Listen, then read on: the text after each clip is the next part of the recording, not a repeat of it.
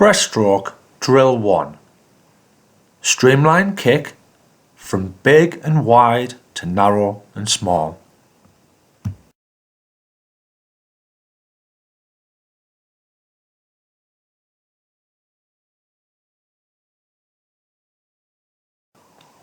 First, find a flat, streamlined body position on the surface. Start the kick movement pattern with a large kick. Ensure that there is no reaction through the upper body or core, for example, watching the lower back submerge. As you progress through the length, make the kick narrower and more powerful, snapping the feet together into a streamline after every kick.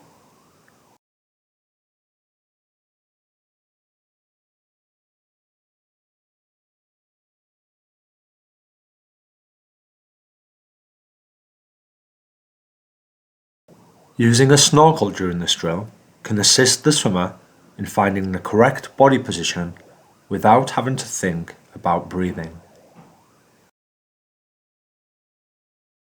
Using a small float can assist the younger swimmer, but ensure that the float rises up to the hands, not pushing down on the float, otherwise this will create a more rounded shoulder position.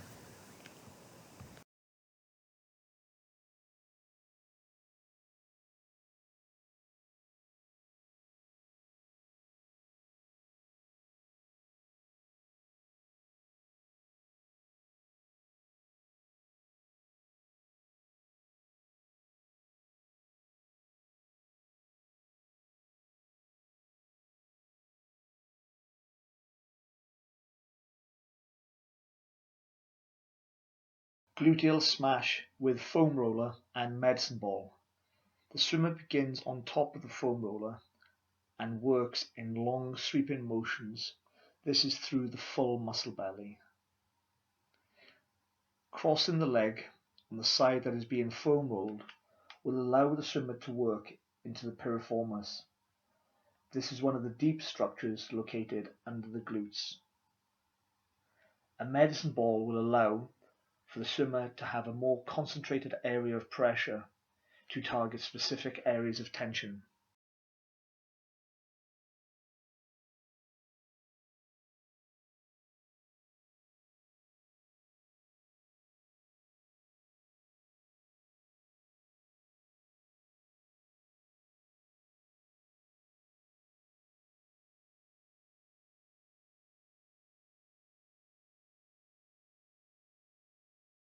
Seated adductor stretch.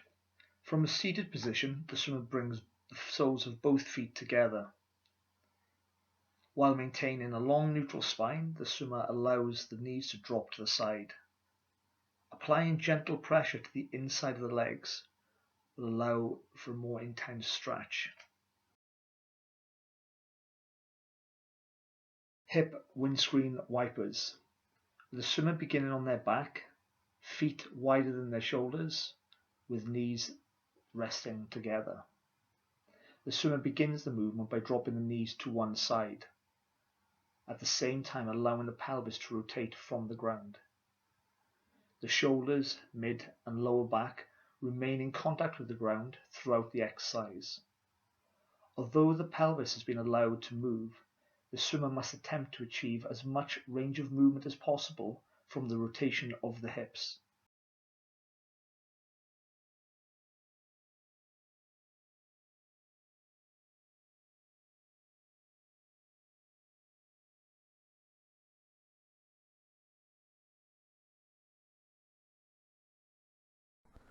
Glute bridge. The swimmer's feet are drawn towards their glutes and are set hip width apart. The lower back is set into a neutral position and is pushed towards the floor. This neutral position must be maintained throughout the movement.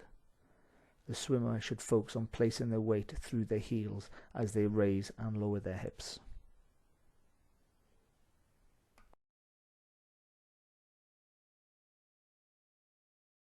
Glute clams. With the swimmer in a sideline position, head, shoulders, hips and ankles are all aligned. The hips and lower back are positioned into a strong lumbo-pelvic neutral position. The movement is initiated with the swimmer pivoting through the ankles. The swimmer must attempt to separate the legs as wide as possible without there being any backward rotation of the hips and losing the lumbo-pelvic neutral position.